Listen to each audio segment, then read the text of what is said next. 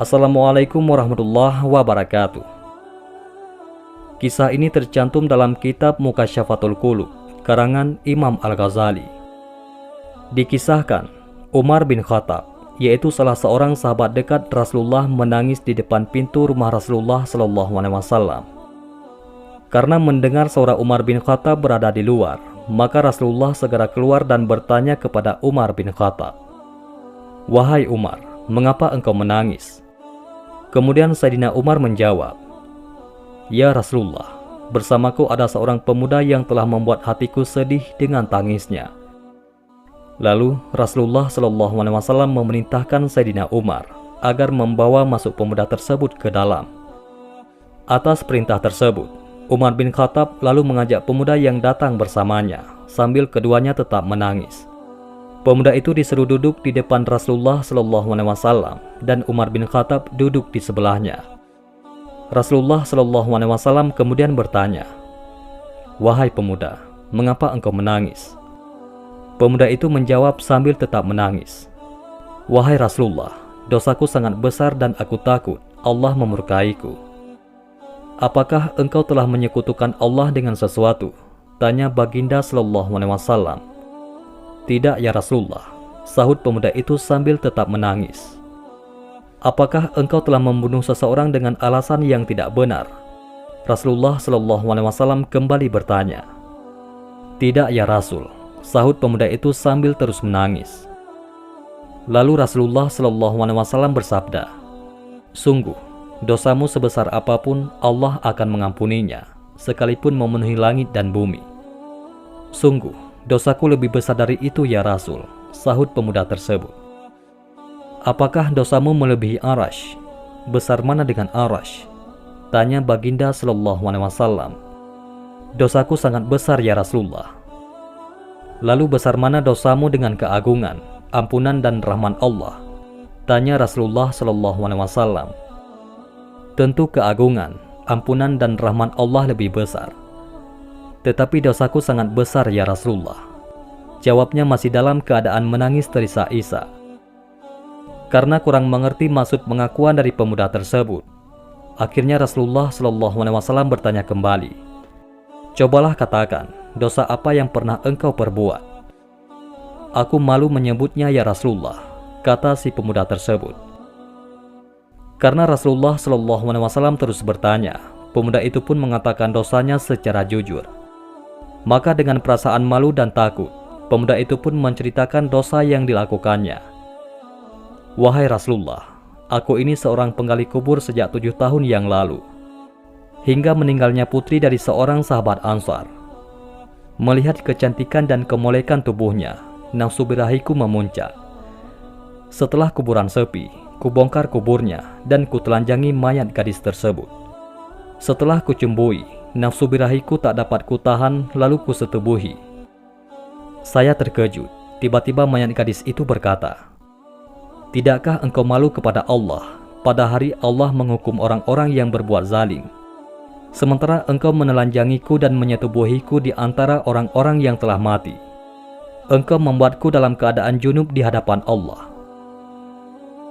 Mendengar pengakuan dari si pemuda itu, Rasulullah SAW segera bangkit berdiri dan meninggalkannya seraya berseru, "Hai pemuda fasik, pergilah, jangan engkau dekati aku.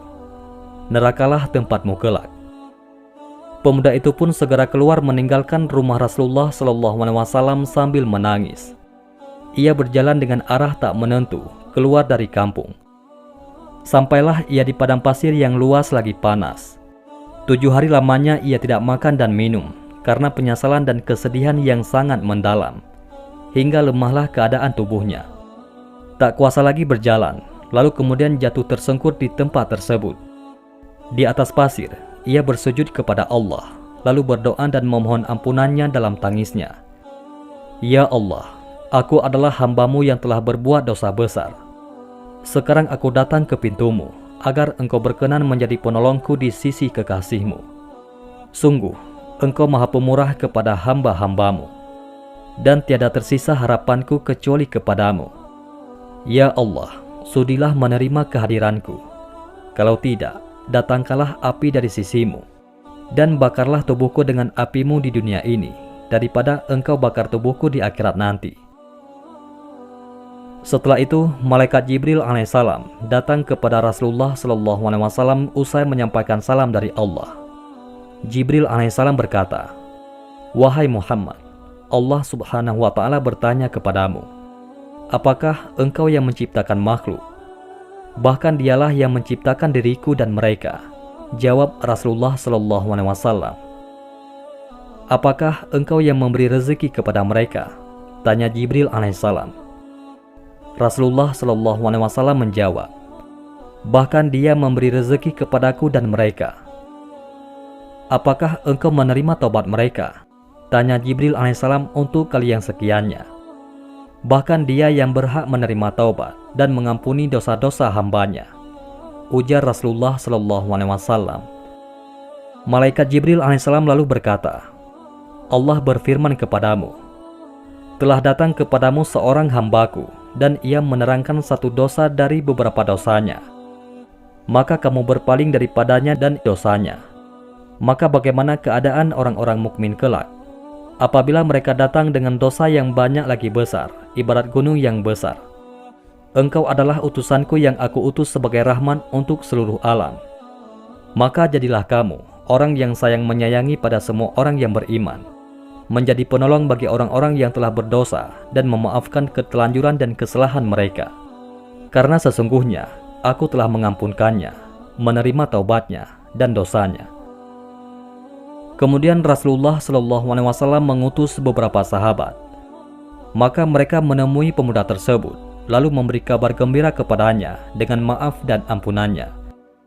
Lalu mereka membawa pemuda tersebut berjumpa dengan Rasulullah, yang mana ketika itu beliau sedang menunaikan sholat maghrib, dan mereka pun bermakmum di belakangnya. Ketika Rasulullah SAW membaca surah Al-Fatihah yang dilanjutkan dengan surah At-Takatsur sampai baginda membaca hatta zurtumul maqabir, maka berteriaklah pemuda itu dengan keras lalu langsung jatuh. Ketika selesai sholat, mereka dapati pemuda itu telah meninggal dunia. Mudah-mudahan Allah menerima taubatnya. Wallahu a'lam bishawab. Mudah-mudahan ini semua bermanfaat. Assalamualaikum warahmatullahi wabarakatuh.